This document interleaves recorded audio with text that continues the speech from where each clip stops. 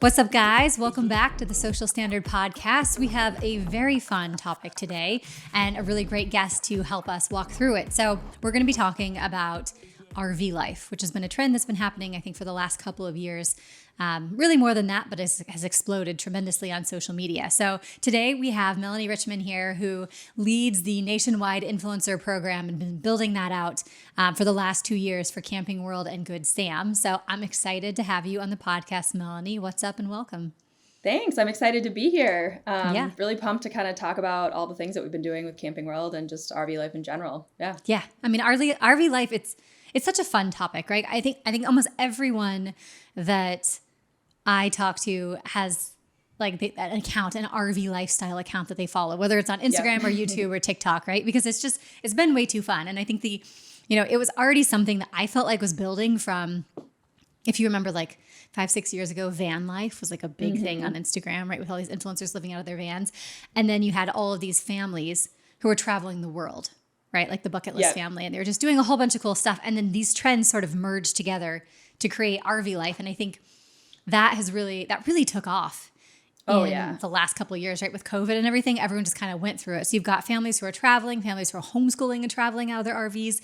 It was just insane. And I know that getting an RV was even hard for a little while, right? I think that's sort of come down and now it seems to come back a little bit. But it's just so interesting to watch some of the content that these influencers have created, because it all starts out as lifestyle content of like, this is cool, this is really interesting. And then it made this sort of transformational moment where they started doing education-based content about how to service your RV, how to find this, how to do this when you're traveling, how to change a tire, all these sort of like things that you kind of have to know. And it really, in my opinion, it takes like the average viewer and makes them believe that they can do it, which I can only imagine helps, businesses and things like Camping World, right? As people try to get their hands on that. So I think that's all pretty interesting. I know you've been working really hard over the last 2 years at Camping World to build this nationwide program. So just before we jump in, for those who may not be familiar, give us just a little background on Camping World, who you guys are. Yeah, so Camping World, we are like the #1 RV dealer in the US. So we have dealerships all over. We also have retail stores. You can kind of pick up anything you need for the RV life, whether it's like RV toilet paper or like chocks and hoses and like all those sort of necessities that you wouldn't think of as just kind of like an average consumer. Sure. But we have very like specialized RV products. And then we also have our Good Sam brand. So that's kind of everything post RV purchase. So we have our Good Sam Club where you get like discounts on fuel and campground stays and stuff like that. We have RV rentals, which we just launched, which has been great. We kind of have everything. It sort of runs the gamut.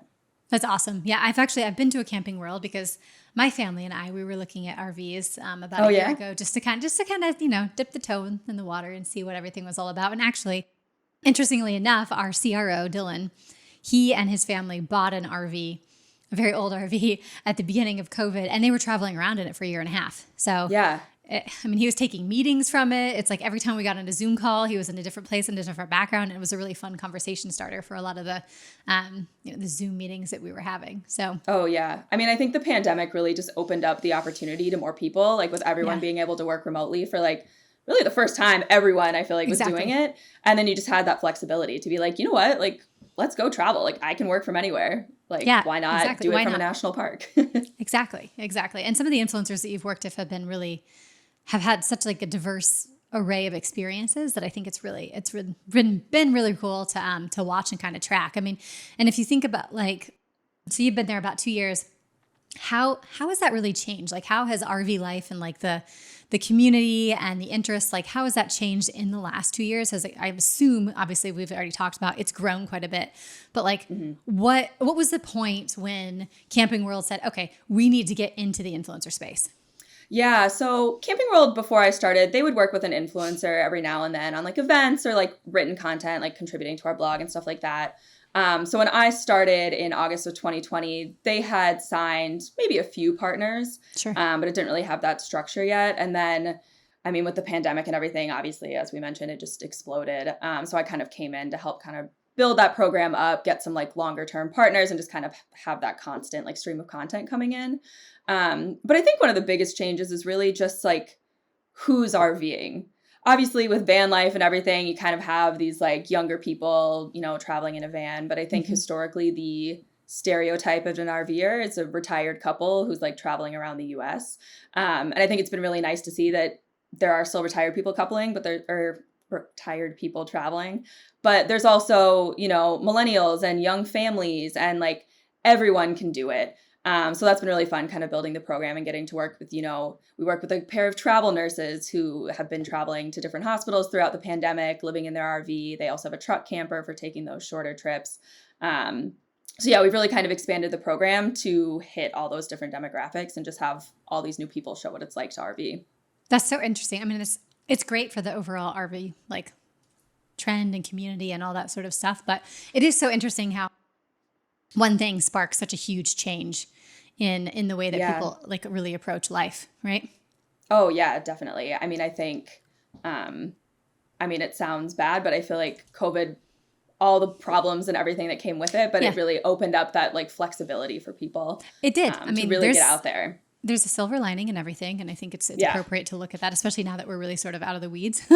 Right. Right. But yeah. And I think that's great. And it seems to me like it just used to be this like little cottage industry, right?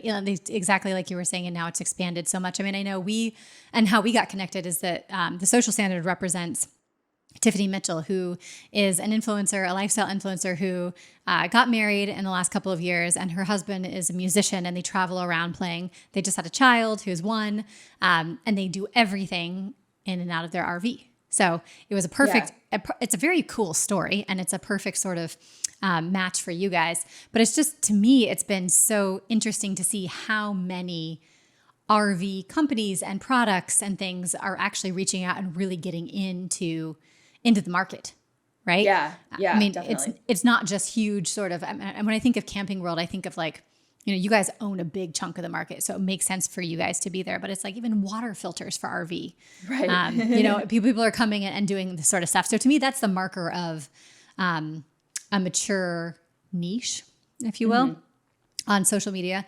But I mean, how do you guys think about like which influencers to work with, right? Because it sounds to me like you've got a little bit of a moving target.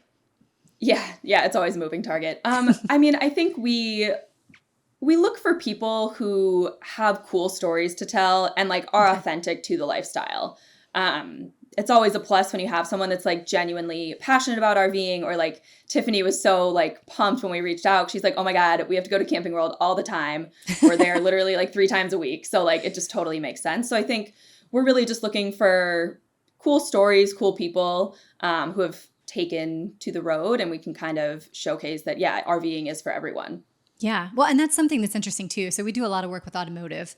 And, part of the challenge with automotive is that you have to get people a car to create content with, which is a very expensive asset. And there's a whole bunch of like, red tape around it.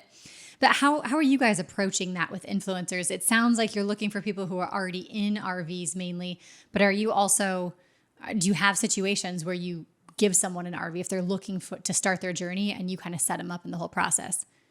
Yeah. So we kind of have 3 different layers, I would guess. So we have, people who are already living the RV lifestyle. They bought an RV. It doesn't even matter if it was from Camping World per se, but like they are, a good representative of someone RVing. So that's kind of one category that influencers that we look for. And then obviously that's the fastest way to get going, right? Like someone already has an RV, they already know what they're doing. Content can be going out instantly. But we do like RV leases for people who haven't RV'd before. Maybe they've taken like 1 or 2 trips, but haven't like taken the jump to get an RV. So we will do like leases for influencers so they can like try it out for like 6 months. Or even if someone has RV'd before, maybe they've never done a 5th wheel or like a motorhome. So we can lease them out an RV to kind of have that experience. And then we also, since we launched rentals, we also are working with people who have never RV'd before, don't have any interest in buying one in the near future, people that are living in cities but still want to have that RV experience. So yeah, kind of a mix between the RV lifestyle people who already get it and total newbies. Yeah, that makes sense. And I didn't realize you guys were doing the rentals as well, which makes that component a little bit easier. I'm just always fascinated by, because an RV is expensive. It's not like it's an expensive piece of equipment. So figuring out who the right influencer is and who is trustworthy is, a big deal. And then people don't think about it, but you have all these little like things like insurance, Oh, yeah. And like sometimes there's workers' comp that has to be, thrown into the mix and all this sort of stuff. So it can complicate the process pretty quickly. But, the fact that you can do kind of both is good. And I guess, it makes me wonder if prior to the pandemic, you guys would have had as much luck finding influencers who were traveling in their RVs, or if your strategy would have had to have been a little different, right? Maybe more with the rentals and the leases. Yeah. Yeah. No, I think that's a great point. Because I think for the most part, when people are working their standard jobs, like, yeah, they may not have the opportunity to go on like 3-month-long RV trips or like do anything sort of long term. So I do think that if the pandemic hadn't kind of kickstarted that remote working trend, that we probably would have had to shift our strategy a bit and probably, rely more heavily on the rental sort of market. Whereas now we kind of get to do both and push, let people try RVing. Yeah. That's awesome. It's just, I don't know. For me, it's like I have this like pipe dream of also doing all the things that like Tiffany and a lot of other influencers are doing, where you just pack up the house. You're like, forget it. We're on the road. We're going. We're doing. So for me, I can't get enough of talking about this content and like following all the people that are doing it. I just think it's so interesting. But what when you are looking at influencers and you're looking at like the way that I understand it is you don't necessarily do like campaign style initiatives, but you set up with ambassadors. You do longer term partnerships, and then you sort of weave in messages that are appropriate based on the time of year that you're partnering with them. Is that roughly correct? Yeah, we do campaigns occasionally, but we really like building those relationships with long-term partners and just, kind of having that steady stream of content that works in with their lifestyle. So we like to work with people on kind of that longer term timeline. And then as campaigns pop up or different, product promotions come up or launches, stuff like that, then we'll kind of give them a heads up like, hey, like we're launching our design center. So you can get like RV renovation stuff and they can incorporate that kind of as it makes sense. Yeah, that makes a lot of sense. And do you guys do, like obviously the influencers are posting the content on their channel. That makes perfect sense. But how active are you guys or intentional with taking the content that influencers are producing and putting it on Camping World's account and then putting paid behind it? Is that part of your strategy? Yeah, so we do a little bit of everything. Yeah, we do kind of the regramming game, but with the introduction of the collaborator tool, we've been doing a lot of that on Instagram, having our influencers and both Camping World and Good Sam invite our influencers to be collaborators on different posts. So that's been really well. And then for larger campaign launches and stuff, we do like whitelist influencer content. We are working on kind of a more evergreen strategy for whitelisting content, even just to do, a small amount just to get a little extra engagement and just get more eyeballs on it. But yeah, I think the collaborator tool has definitely been a huge benefit to everyone. Got you. And how do you guys look at the brand collaborator tool and say, like, what means success for you when it comes to the brand collaboration tool? I feel like just in general, like both audiences, both the influencers audience and our audience kind of resonating with the post. And it's an opportunity for us because so much of social content, I feel like, we have different RVs that we need to show off. We have some of the products and it can be a little more like promo-y. Sure. But when we work with the influencers, that's a great opportunity to get that lifestyle content and really get those like fun videos of people, dancing on the roof of their RV and like looking out at the beautiful sunset and like those sorts of things that we just aren't there capturing. As much as all of us want to live in an RV, not many of us do. So, right. It's not like our social person can just like hop out of her RV and like make that video. So like that's where influencers are really, really great because they are living the lifestyle and can get that cool content. Yeah, absolutely. I think the brand collaboration tool is huge. I think it makes a ton of sense. Where we've seen some slight hiccups is, matching up when the influencer is going to post versus like what's going on with the brand's own social content calendar and like how that fits in. I don't know if you guys have seen that. It seems maybe like it's a growing pains thing versus like an overall issue, but have you guys had any issues there?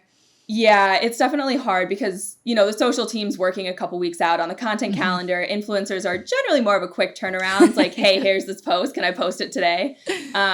So yeah, we've definitely experienced those growing pains and we're still trying to figure out what the best process is for this because, we don't want to have people being like, okay, yeah, like we actually don't have space in the content calendar for another 3 weeks. Do you mind waiting until May to post this? And it's like, well, no, we kind of want to get it up. So we're still trying to work that out on our end. And And I think we'll get there and get to a good cadence, or, just have reserved days for those influencer collabs and stuff like that. Definitely. But yeah, there's definitely some growing pains for sure. Yeah, as with any new tools. But I thought when Instagram came out with that tool and feature, I thought, wow, this makes a lot of sense. So definitely. It's good to see it's working well for you guys.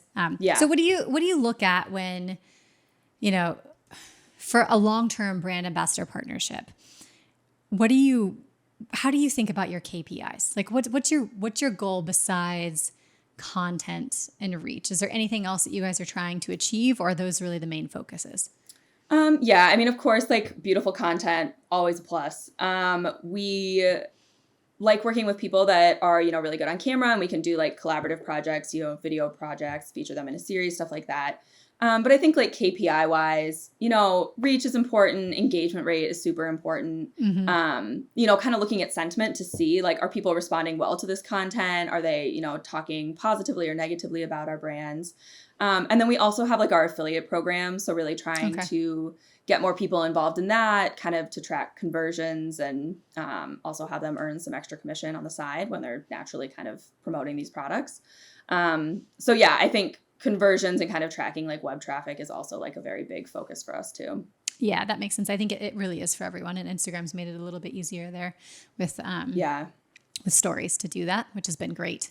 But definitely. I know it's hard to know too exactly, like, are you driving foot traffic? Are these influencers sending people into the stores, right? Because so much of RV life and RVers is not ordering stuff online. I mean, I've definitely seen, here's how to order, Amazon when you're on life, and you can send stuff to places and things, but because you guys are everywhere, it's probably just as easy to stop into a store and do that. So I would imagine the measurement piece is a little bit tricky.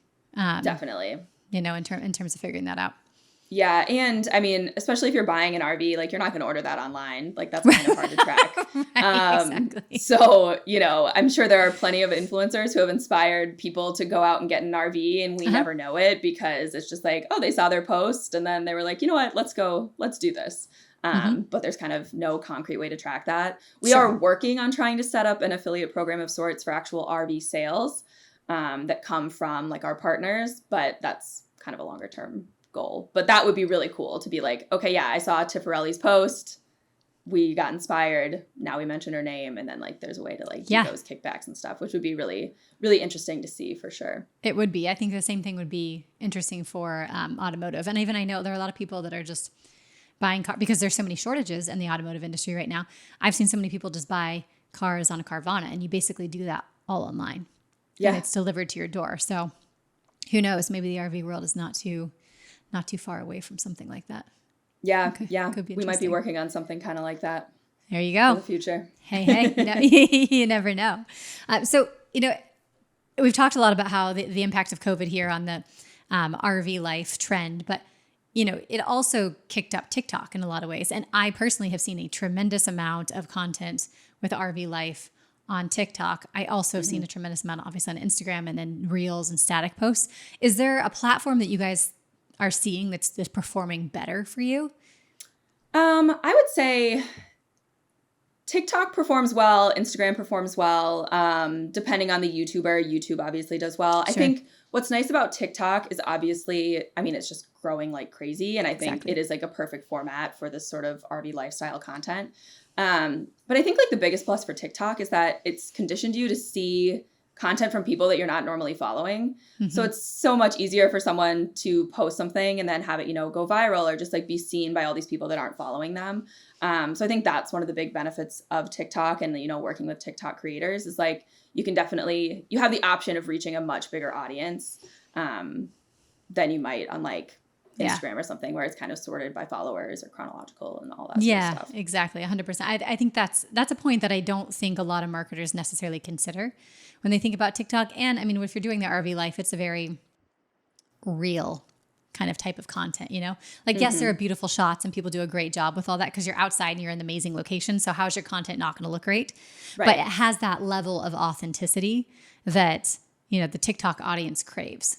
Right. Yeah, so definitely. I can see how that works. It's, Instagram, in my opinion, I think Instagram is still sort of the brand darling of social media for the majority of brands, but TikTok is really, I mean, they're coming in hot. So. Oh yeah.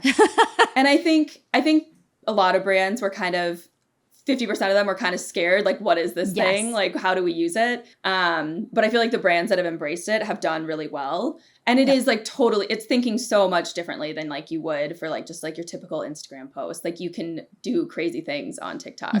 And you also have the chance to reach, like you could have a post that reaches like 20 million people.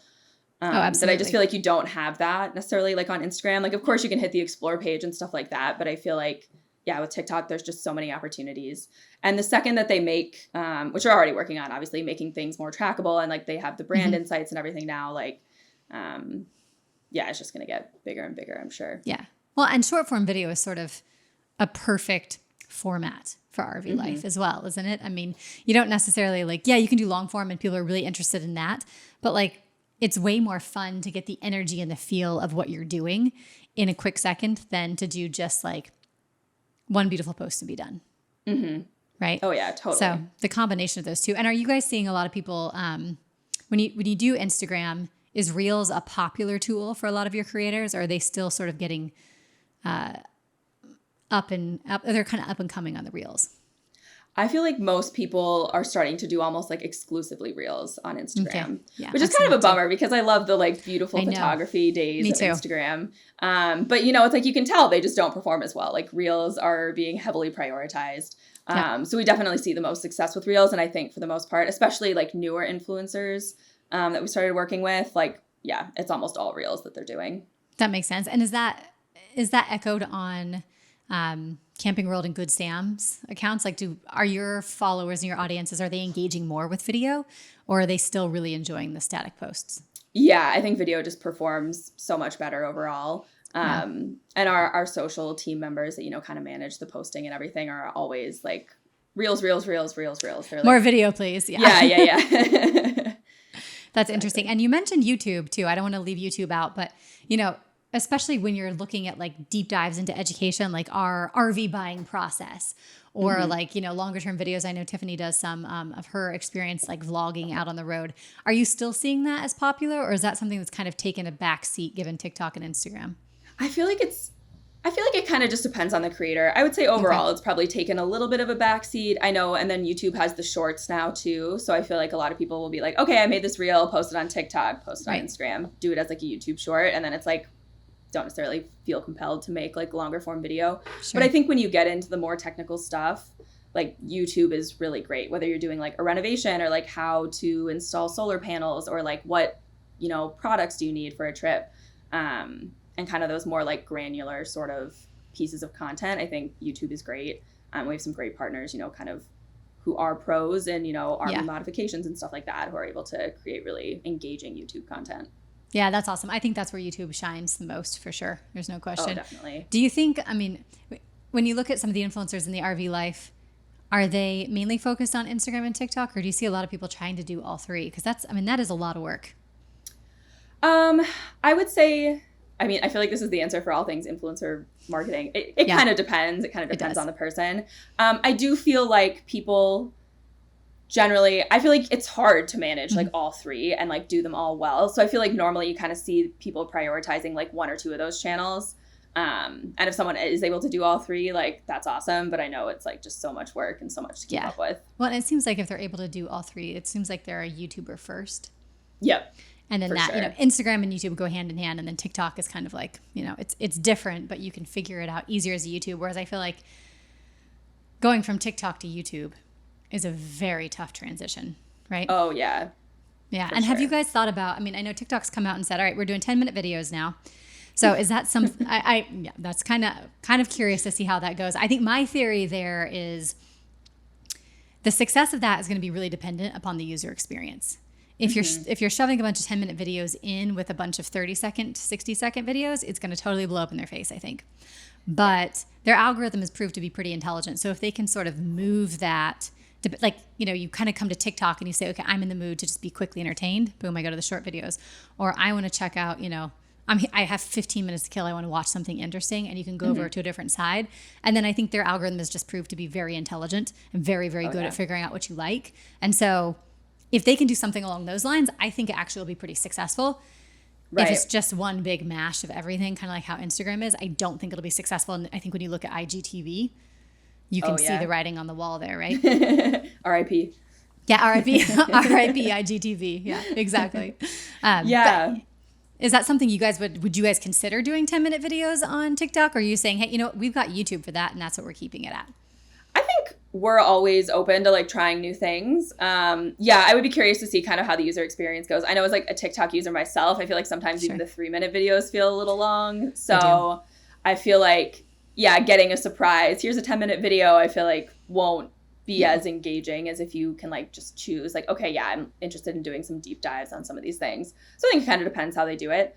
But I mean, I feel like if people want to create the content or like are excited to try it, like you could definitely do some, you know, tutorials and stuff and kind of utilize that longer time frame for sure. Absolutely. And I mean, you guys might be in a good spot to do that, right? If you want to like, if somebody's already on TikTok and it's like you have this great video and you're like, if you want to find out how to do this, just click over here or whatever. And they don't even have to leave the platform. I think that would be genius.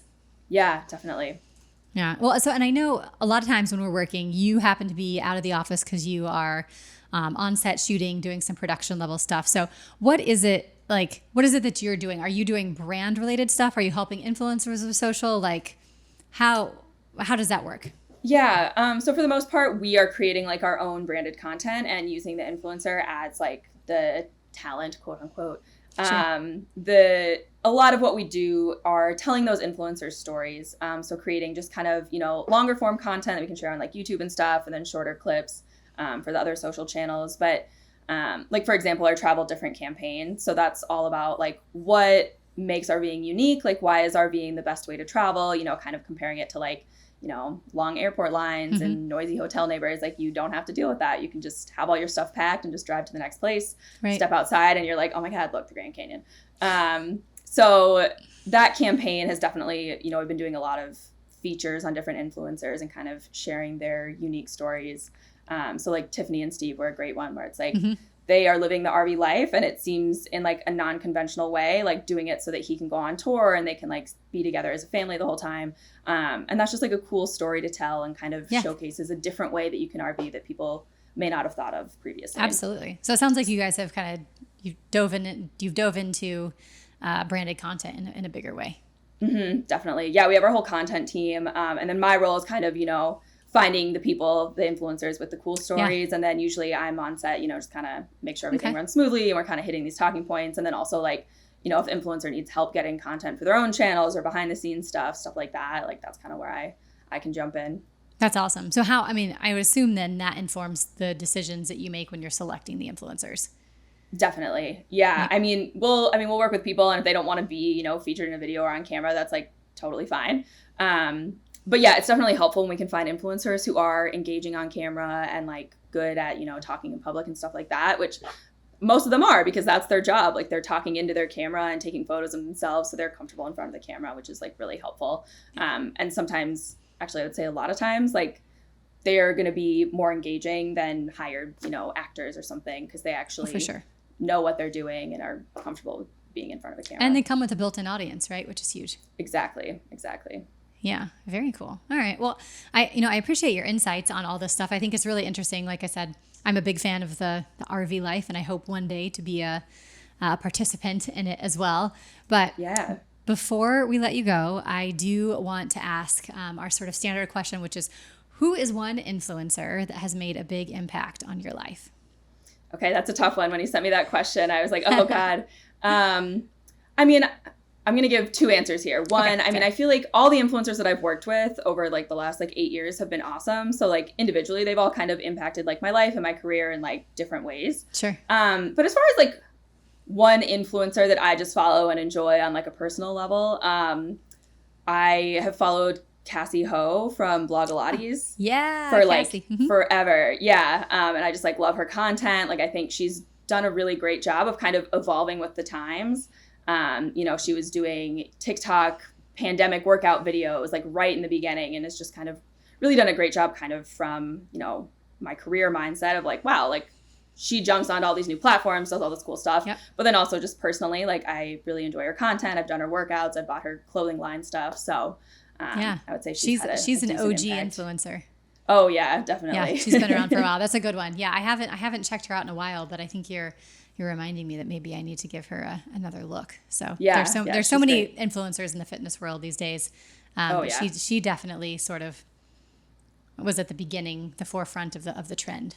So Yeah, definitely. That's So it's cool. been great following her. yeah, that's a great answer. I like both of those a lot. So, well, hey, Good. Melanie, it was awesome talking with you. I'm excited to continue to follow along with what you guys are doing, and hopefully soon I'll be knocking on your door saying, hey, I'm gonna go buy an RV. Which one do you think I should get? So Yeah, if you want to try it out, just let me know. We'd love to get you out there. yeah, that sounds good. All right, well, thanks a lot.